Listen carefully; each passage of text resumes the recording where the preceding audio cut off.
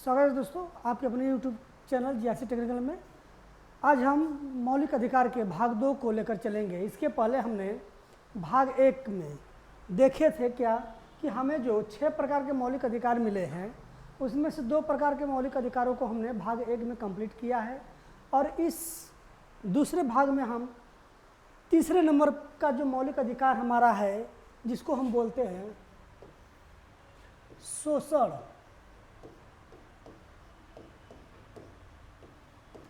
के विरुद्ध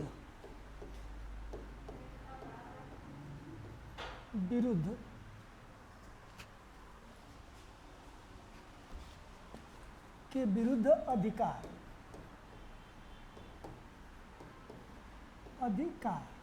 ये कहाँ से कहाँ तक है? तो ये है 23 और 24, ये 2 अनुच्छेदों में ये आता है। आज हम यहाँ से स्टार्ट करते हैं। क्लियर है? तो क्या है शोषण के विरुद्ध अधिकार में? अब इसमें हम करेंगे 23 क्या कहता है? मानव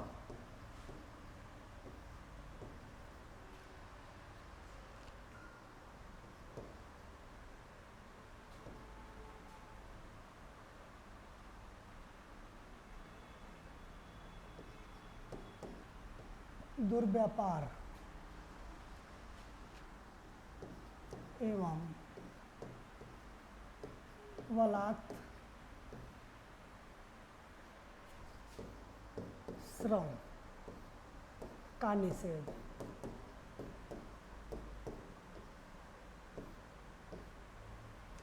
देखिए यहाँ बलात् श्रम का मतलब है क्या है? बेगारी है ना। ये 23 यानी किसी भी प्रकार से ये संविधान में हमें संविधान ने अधिकार दिया है कि किसी भी व्यक्ति को उसके अधिकार से वंचित नहीं किया जा सकता, अर्थात उनका शोषण नहीं किया जा सकता। इसलिए ये अनुच्छेद भारतीय संविधान में जोड़ा गया है जिससे कि व्यक्ति का मौलिक अधिकार या उसके कार्यों का हनन न किया जा सके। जैसे एक एग्जाम्पल मान लेते हैं कि कोई व्यक्ति, इसको हम कह सकते हैं बंधुआ मजदूर।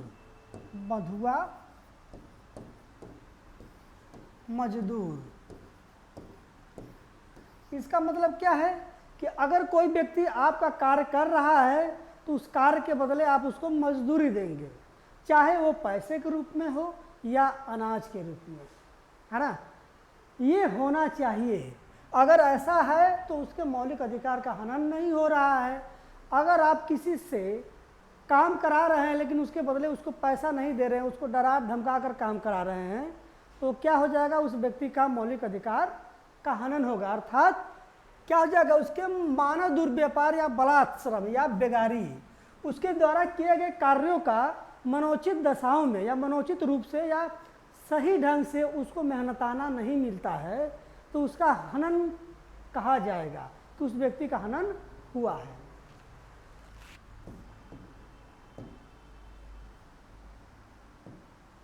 क्लियर है? बात समझ में गई कि अगर आप किसी व्यक्ति से कोई कार्य करा रहे हैं तो उसके बदले आप क्या करेंगे? उसको मेहनताना के रूप में उसको मजदूरी देंगे, चाहे वो रुपए के रूप में हो या कोई किसी प्रकार के अनाज के रूप में। बिना पैसे का डरा धमका करके आप कोई कार्य नहीं करा सकते। अब ये सिस्टम खत्म हो गया है बंधुआ मजदूरी का। क्लियर हो गया? समझ में आ गया बात? आगे देखें, चलिए।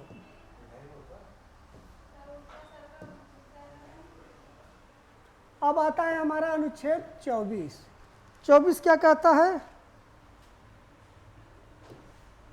कारखानों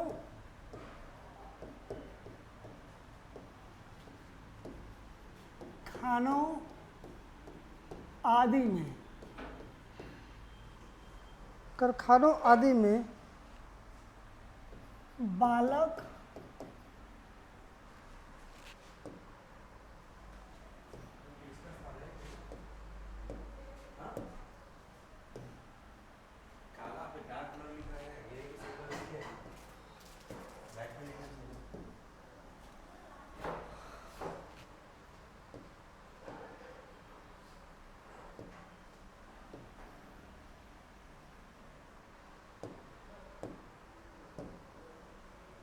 खानों आदि में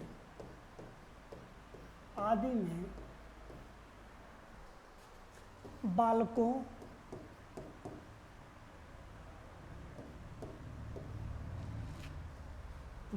का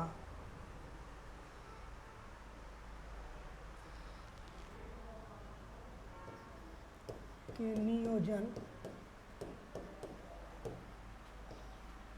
का निषेध है ना। यानी 24 क्या कह रहा है कि किसी कल कारखानों आदि में 14 वर्ष से कम उम्र का बच्चा है तो उसे किसी भी ऐसे जोखिम भरे कार्यों में नहीं लगाया जा सकता जिससे कि उसके स्वास्थ्य पर नकारात्मक प्रभाव पड़े और जिससे उसका स्वास्थ्य खराब हो। पॉइंट एग्जाम की दृष्टि से एक कारखानों आदि में बालकों के नियोजन का निषेध है ना। अब यहाँ पर ध्यान दीजिएगा, एक क्वेश्चन पूछा जाता है कितने वर्ष से कम उम्र के बच्चों को किसी कल कारखानों आदि में कार्य नहीं कराया जा सकता, तो वो है हमारा 14 वर्ष। कितने वर्ष? 14 वर्ष। अगर 14 वर्ष से कम उम्र का बच्चा है तो उसे किसी भी जोखिम भरे कार्यों को कराने से रोका जा सकता है। उसके लिए ये अधिकार हमारा अनुच्छेद 24 देता है। क्लियर हो गया ना। अगर कहीं ऐसा दिखे तो आप उस कार्य कराने वाले व्यक्ति के, चाहे खान हो या कारखाना हो या कोई भी ऐसा कार्य जिससे कि उस व्यक्ति के बच्चे के ऊपर नकारात्मक प्रभाव पड़े, अगर करा रहा है तो उसके खिलाफ आप एक्शन ले सकते हैं। क्लियर। जैसे एक एग्जाम्पल देते हैं, एग्जाम्पल के माध्यम से हम समझाते हैं, समझिएगा।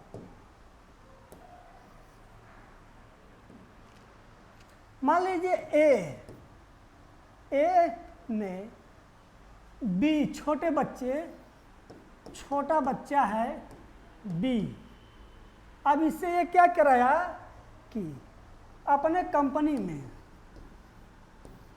जिसकी उम्र है 12 साल, क्या कराया कि अपने कंपनी में कार्य कराने के लिए लाया। कार्य करने के लिए लाया और कार्य करा रहा है। यानी कि ये क्या करे, जोखिम भरे कार्य उस बच्चे से करा रहा है। तो इस दिशा में क्या होगा, मान लीजिए एक व्यक्ति सी है, ये सी जो है इस ए के खिलाफ एक्शन ले सकता है और ले सकता है कि नहीं, इस बच्चे को जिसकी उम्र 12 साल है उससे ए ने जोखिम भरे कार्य को करने को सौंपा है। इस आधार पर मिस्टर एक्स के ऊपर एक्शन लिया जा सकता है, इनको जेल भी हो सकती है। इस तरह ये अनुच्छेद 24 बालकों के नियोजन के लिए उसको प्रतिरक्षित करता है, सुरक्षा प्रदान करता है। क्लियर हो गया।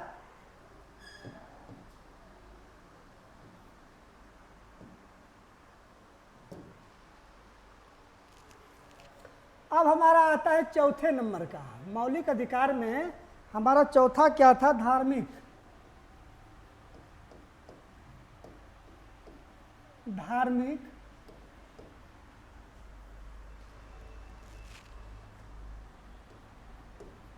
समता का अधिकार।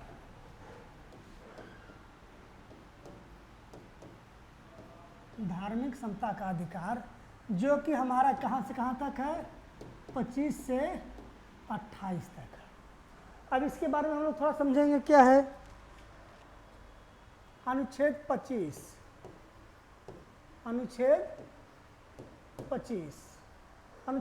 क्या कहता है, अंतःकरण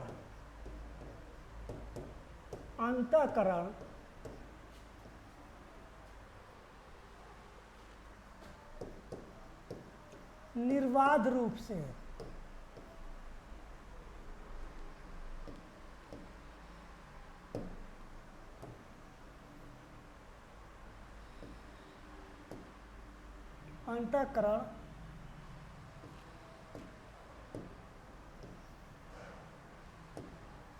निर्बाध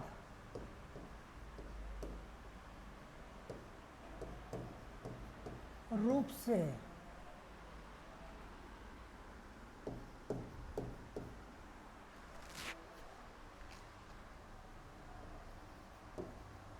धर्म को मानने की स्वतंत्रता। ठीक है। अनुच्छेद 25 क्या कहता है कि अंतःकरण निर्वाध रूप से धर्म को मानने की स्वतंत्रता है। यानी कि आप जिस धर्म को मानते हो, पूजते हो, उसे हृदय से, अंतःकरण, अंतःकरण का मतलब होता है हृदय से, दिल से उसे मान सकते हैं, उसका आचरण कर सकते हो, उसका प्रचार प्रसार कर सकते हो। इसकी स्वतंत्रता हमारा अनुच्छेद 25 देता है। क्लियर है ना? कौन सा देता है? अनुच्छेद 25 देता है। किसी धर्म को मानने की स्वतंत्रता देता है, आचरण करने की स्वतंत्रता देता है, उसे प्रचार प्रसार करने की स्वतंत्रता देता है। क्लियर हो गया?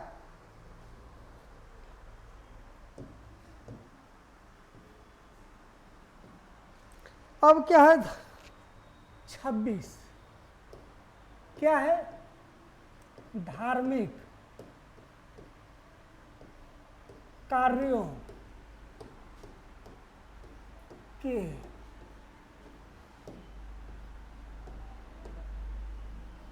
प्रबंध की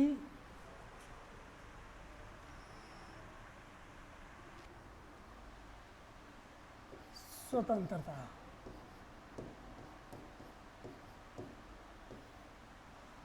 यहां प्रबंध और नियोजन दोनों कर लीजिएगा, कहीं कहीं दोनों मिलता है ना? यानी कि अनुच्छेद 26 क्या कहता है कि किसी भी धर्म को, जिस धर्म को आप मानते हो, उसके कार्यों का जो प्रबंधन होता है, उसका जो नियोजन होता है, उसे करने की स्वतंत्रता है। जैसे मान लीजिए अगर कोई आपके धर्म से संबंधित कोई कार्य का आयोजन हो रहा है, उस कार्य को आप कर सकते हो बिना किसी रुकावट के, ये आपकी स्वतंत्रता है। कभी कभी हम लोग देखते हैं कि अपने, जैसे मान लीजिए हम लोग हिंदू धर्म में हैं, तो हम अपने धर्म को बढ़ावा देने के लिए उसका प्रचार प्रसार कर सकते हैं, उस धर्म से संबंधित जो भी रीति रिवाज है उसको निभाते हैं ना।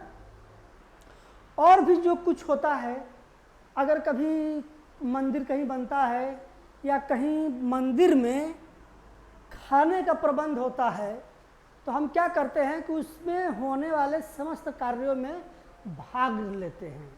और जो होता है अपने तरफ से, अगर एक चंदा के रूप में कुछ पैसा भी इन्वेस्ट करना होता है, तो हम उसमें अपना दान के रूप में वो दे देते हैं। क्लियर हो गया बात? तो वही कह रहा है धार्मिक कार्यों के प्रबंध की स्वतंत्रता, कि अपने धर्म से संबंधित जो भी कार्य होगा उसे करने की हमें स्वतंत्रता है, और इसकी स्वतंत्रता या आज़ादी हमें अनुच्छेद 26 देता है। क्लियर हो गया? उम्मीद करता हूँ कि बात सही से समझ में आ गई होगी। आगे देखते हैं।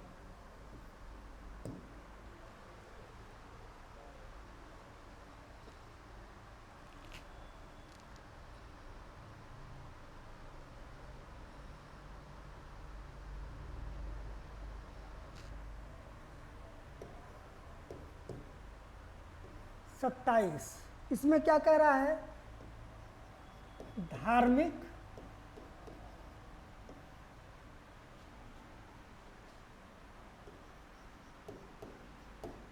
कार्यों में, धार्मिक कार्यों में योगदान या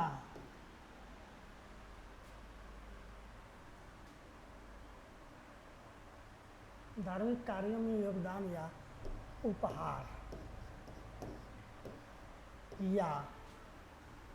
उपहार या दान देने की स्वतंत्रता।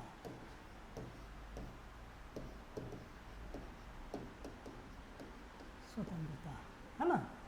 यानी क्या कह रहा है 27 ये कह रहा है कि धार्मिक कार्यों में योगदान या उपहार या दान देने की स्वतंत्रता है। अगर कोई व्यक्ति अपने स्वेच्छा से किसी ट्रस्ट में या किसी ऐसे जगह जो धार्मिक हो तथा उस धर्म से संबंधित कोई ऐसा कार्य जो समाज सेवा के रूप में जिससे लोगों का भला हो। ऐसे निकायों में अगर कोई व्यक्ति दान देता है उसे उपहार के रूप में या उसे दान के रूप में या योगदान के रूप में, तो उससे ये सरकार का कोई अधिकार नहीं होगा कि उससे कोई जवाब सवाल कर सके।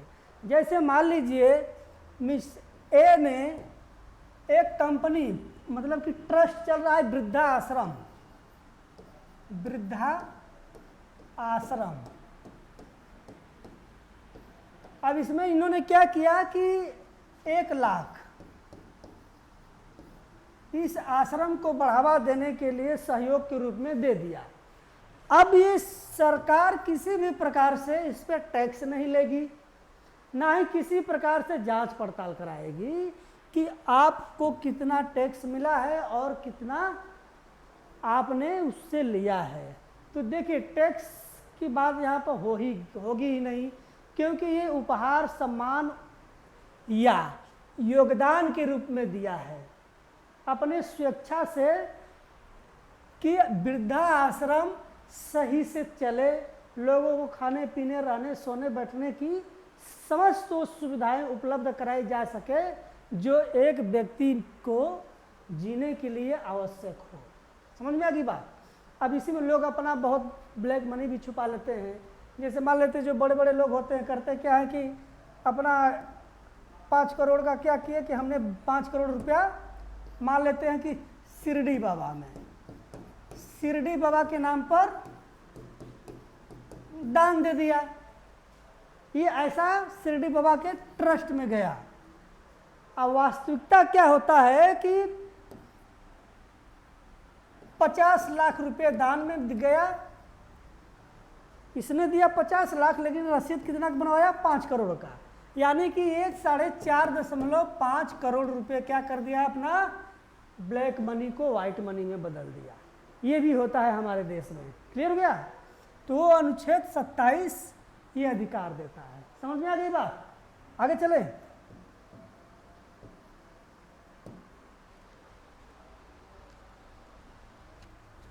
अट्ठाईस,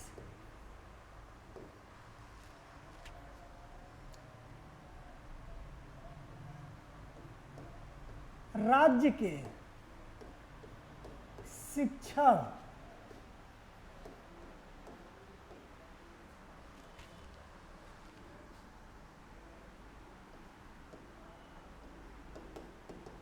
संस्थान में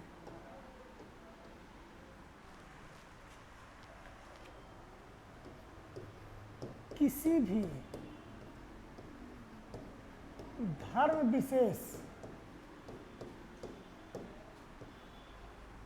विशेष की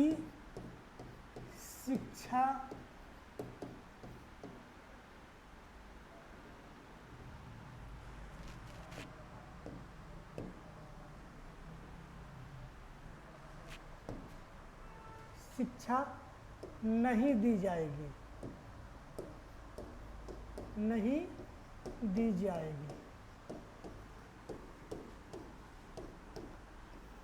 यानी ये क्या कह रहा है कि राज्य के किसी शिक्षण संस्थान में धर्म से संबंधित किसी भी विशेष स्थान पर ये शिक्षा नहीं दी जाएगी। जैसे मान लीजिए कोई शिक्षण संस्थान है, अब उसमें हिंदू अपना सोचे, मुस्लिम अपना चाहे, तो शिक्षण संस्थान में वो ज्ञान दे सकता है, ऐसा नहीं हो सकता है।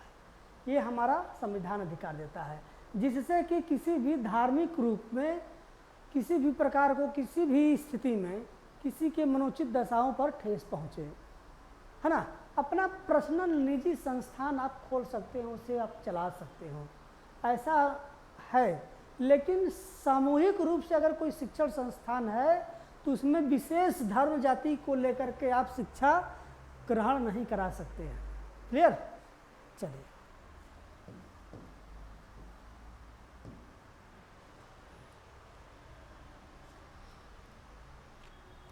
अब पांचवा हमारा है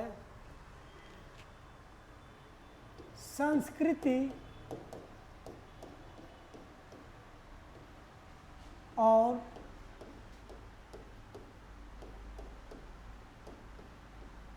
शिक्षा संबंधी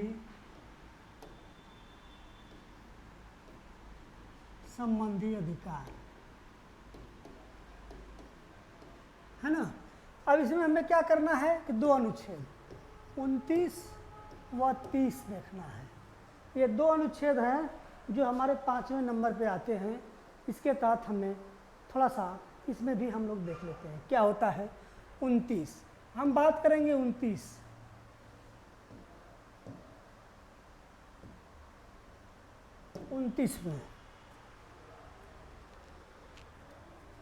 में क्या कह रहा है?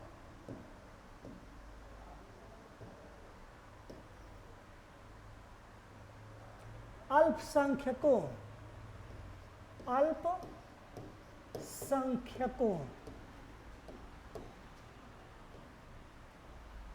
के हितों का संरक्षण।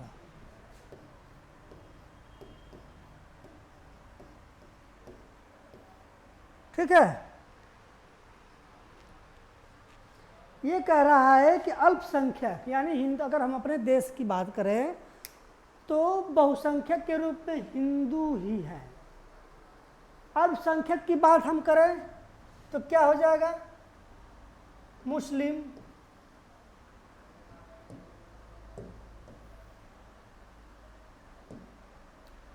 मुस्लिम, जैन, बौद्ध, सिख, ईसाई, ये सब क्या है? हमारे देश में अल्पसंख्यक के रूप में निवासित हैं। अब यहाँ पर इनके हितों की रक्षा सुरक्षा की जाएगी। किसके तहत? अनुच्छेद 29 के तहत। किसी भी प्रकार को या किसी भी प्रकार से किसी भी तरह से इनके हितों का संरक्षण करना भारतीय संविधान का उद्देश्य है और भारतीय लोगों का भी उद्देश्य है कि इनके भी किसी भी स्थिति में इनके निजी लाइफ से छेड़छाड़ नहीं किया जाएगा। क्लियर हो गया? अगर ये अपना कुछ चला भी रहे हैं, जैसे अपने हितों की बढ़ोतरी के लिए, अपने भाषा का, अपने ज्ञान का, अपने धर्म का, किसी भी स्थिति में ये अपना प्रचार प्रसार या उसके स्थापना को करना चाहते हैं तो इनको करने देने की अनुमति है और वो कर सकते हैं। इसमें किसी प्रकार का रोक टोक नहीं है, बशर्ते इतना ध्यान देना चाहिए कि जो ये कार्य कर रहे हैं उससे किसी अन्य व्यक्ति का अहित न हो। अगर अहित होता है तब उस पर जरूरी है कि उस पर कार्रवाई की जा सके, लेकिन ऐसा ना हो जिससे कि इनके हितों का संरक्षण होने से वंचित किया जा सके। ना तो इनके हितों का संरक्षण करने से वंचित किया जा सकता है, ना ही इनके द्वारा किसी अन्य व्यक्ति का संरक्षण पर प्रभाव पड़े। समझिए अगर बात में एक एग्जाम्पल लेकर हम समझाते हैं।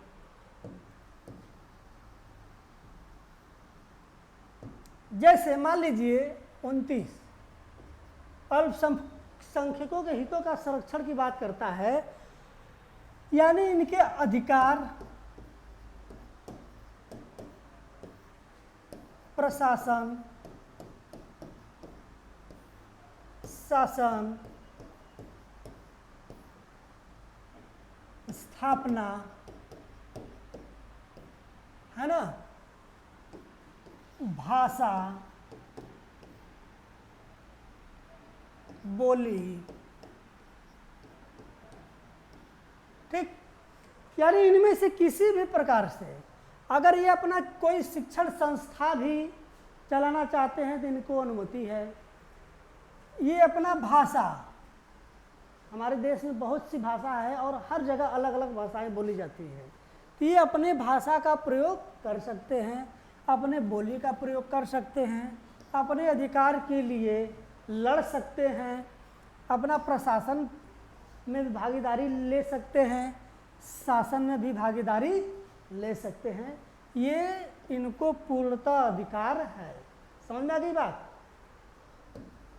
इनके इन सभी अधिकारों से वंचित नहीं किया जा सकता।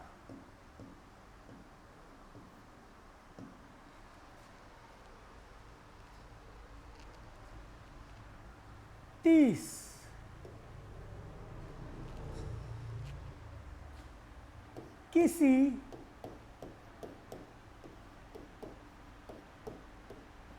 शिक्षण संस्थानों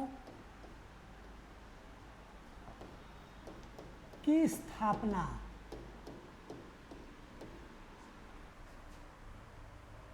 प्रशासन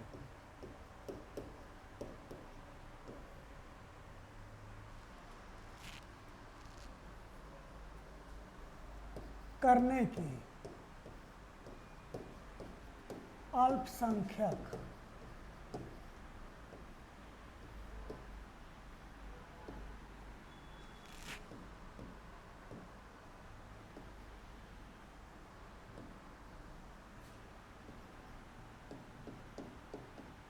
वर्गों का अधिकार है ना। यानी कि ये जो अल्पसंख्यक है अपना शिक्षण संस्थानों की स्थापना कर सकते हैं, उसमें अपने हिसाब से टीचर रख सकते हैं, प्रशासन उसका कर सकते हैं, उसका शासन कर सकते हैं, उसको स्थापित कर सकते हैं। ये अल्पसंख्यक वर्गों को हमारे देश में हमारा संविधान अधिकार देता है। समझा की बात ना, कि उनको भी अधिकार है कि अपना शिक्षण संस्थान चला सकते हैं, अपने लोगों को जागरूक कर सकते हैं, अपना शासन प्रशासन अपना शिक्षण संस्थान में कर सकते हैं। इस बात की आज़ादी दी गई है अनुच्छेद 30 के तहत। क्लियर हो गया बात? चलिए अब 30 हो गया। अब इसके बाद हमारे पास एक और था 6ठे नंबर पे, जो कि अनुच्छेद 31 में था। क्या था? संपत्ति का अधिकार। संपत्ति का अधिकार है ना। ये हमारे संविधान के मूल में था, ध्यान दीजिएगा, ये हमारे संविधान के मूल में था कि संपत्ति रखने का अधिकार होगा, और यह अनुच्छेद 31 में था। लेकिन अब इस तरह से देखा जाए तो लोग बेईमानी से, चोरी डकैती बेईमानी छिनैती से धन इकट्ठा कर सकते हैं, लेकिन अब वो कहे कि हमारा मौलिक अधिकार है, हम कर सकते हैं, बेईमानी भी कर सकते हैं। अब इस पर रोक लगाने के लिए इसको क्या कर दिया गया? संविधान में 44वां संविधान संशोधन होता है। संशोधन 1978, क्लियर है ना। 44वें संविधान संशोधन 1978 में इसको क्या कर दिया गया? मौलिक अधिकार से हटा करके कहाँ कर दिया गया? अनुच्छेद 300A में कर दिया गया। अब इनको संवैधानिक अधिकार है लेकिन मौलिक अधिकार नहीं है। समझ में आ गई बात ना।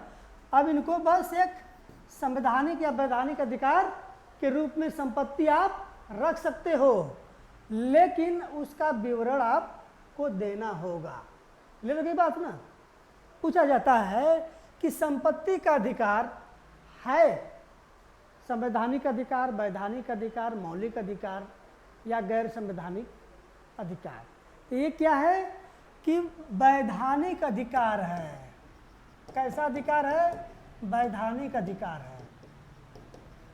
समझ में आ गया ना? ये इसका उल्लेख कहाँ था? तो इसका उल्लेख था कि अनुच्छेद 31 में, लेकिन अब ये अनुच्छेद 300A में हो गया है। अब पूछा जाता है कि संपत्ति का अधिकार किस संविधान संशोधन द्वारा वैधानिक अधिकार के रूप में बदल दिया गया?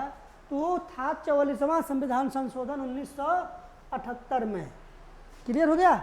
ये भी पूछा जाता है कि 44वां संविधान संशोधन कब हुआ? 1978 में।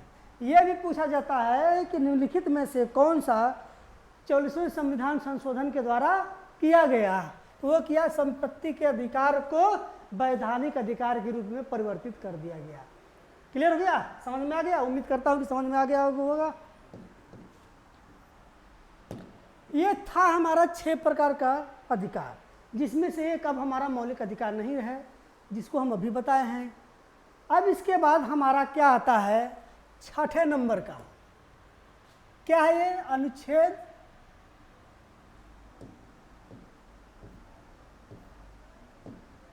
6 नंबर का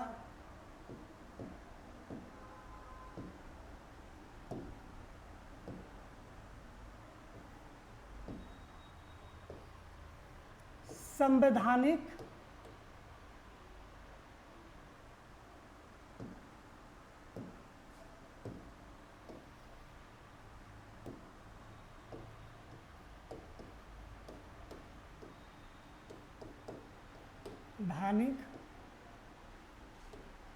उपचारों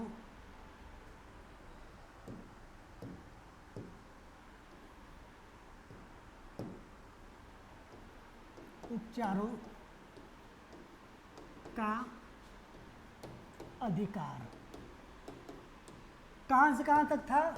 32 से 35, है ना? इसको हम नेक्स्ट सेशन में देखेंगे। आज के लिए हम यहीं पर समाप्त करते हैं। और इसमें हमें एक चीज़ ध्यान दीजिए, बता दे रहे हैं आपको, ध्यान में रहेगा कि 5 प्रकार के रिट जारी किए जाता है, जिसको डॉक्टर भीमराव अंबेडकर ने भारतीय संविधान की आत्मा या हृदय कहा है। इसको हम नेक्स्ट सेशन में देखेंगे। उम्मीद करता हूँ कि ये भी वीडियो आपको पसंद आया होगा। पसंद आया तो लाइक, सब्सक्राइब, शेयर करना ना भूलें, ताकि जब भी कोई हम अपना नया वीडियो बनाए तो उसका नोटिफिकेशन जाए सबसे पहले आपके पास। और किसी भी एग्जाम से संबंधित किसी भी टॉपिक पे अगर आपको मटेरियल चाहिए, डिस्कस चाहिए, तो आप हमें मैसेज के थ्रू या इनबॉक्स में दिए गए नंबरों पर कॉल करके आप बता सकते हैं और उस पर आप सुझाव ले सकते हैं। इसके लिए हम आपका आभारी रहेंगे। धन्यवाद।